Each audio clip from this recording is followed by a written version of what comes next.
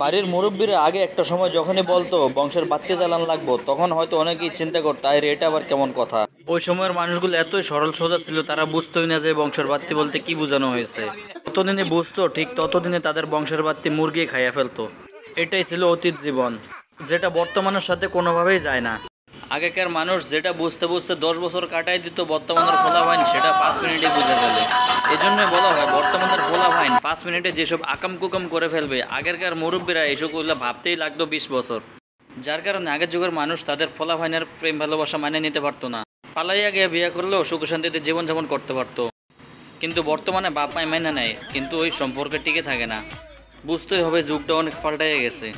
আগের যুগে মানুষ ভূতপেতনির নাম শুনলে ঘুমায় পড়তো, আর এখনকার ফলাফাইন ভূতপেতনির সাথে নিয়ে খেলাধুলা করে। তবে বর্তমানের ভূতপেতনির ও বর্তমানের বাচ্চাদের খেলাধুলা দেখে খুব মজা নেয় তারাও, কেননা তারাও ডিজিটাল হয়ে গেছে। বুঝতে হবে যুগ পাল্টাইছে।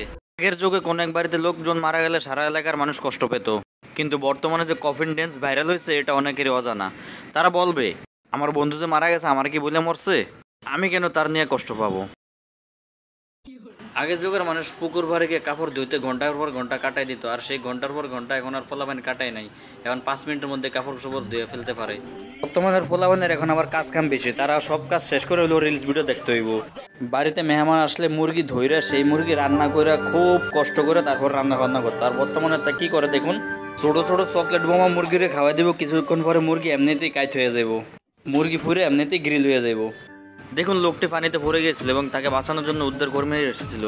উদ্ধার কর্মীরা ধরে পাঠিয়েছে তাকে উপরে ওঠানোর জন্য, কিন্তু সে যে একবার উপরে চলে যাবে কে বলতে পারে। বর্তমান বাজারে মশলাপাতি এবং তেলের যে দাম, আপনি চাইলে এই টেকনিকটি ইউজ করে আপনি মাছ রান্না করে খেতে পারেন। শুধুমাত্র পানি দিয়ে রান্নাবান্না হয়ে যাবে। এরপরও যদি তেলের ছিটকা গায়ে পড়ার ভয় থাকে তাহলে আপনি এই টেকনিকটি ইউজ করতে পারেন। এতে করে না থাকবে ভয়, না হবে শরীরের ক্ষয়। আর দূর থেকে নাড়াচাড়া করার জন্য অবশ্যই চামচ তো বড় রয়েছেই। তো বলেছি এখনো বলতেছি, সবসময় ভয়কে জয় করতে যাবেন না, কখন যে কোন দিক দিয়ে ঠেলা খাবেন বুঝবেন না।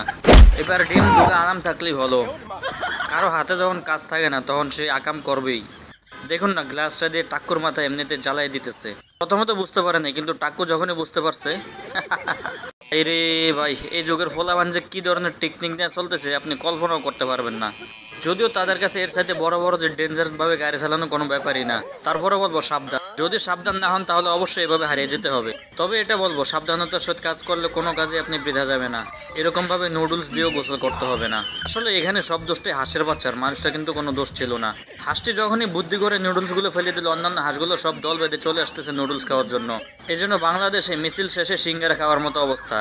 কথায় আছে না action to action direct action, সেই অবস্থা হয়েছে আর কি। আর কিছু কিছু মানুষরা আপনি যতই বলবেন সাবধানে চলাচলের জন্য, তারা বলবে শরীর আমার দেহ আমার ইচ্ছা মতো আমি চলবো। অবস্থাটা হবে ঠিক এই কুমড়ায় উপর বসে থাকার মতো।